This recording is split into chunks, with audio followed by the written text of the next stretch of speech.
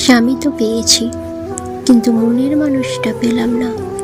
সংসারের সব দায়িত্ব সে ঠিকঠাকভাবে পালন করে, ঘর চালায়, সব অভাব মেটায়, কিন্তু দিনের শেষ আমরা কি আসলেই একসাথে আছি?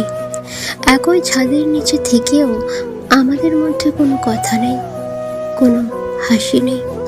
আমার মন খারাপ হলে সে বুঝতে পারে না, আবার আমার ভালো লাগার মুহূর্তগুলো ভাগ করে নেবার আগ্রহ তার নেই।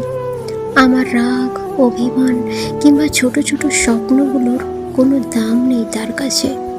সব দায়িত্ব পালন করেও সে যেন আমার কাছে একজন অচেনা মানুষ হয়েই রয়ে গেল।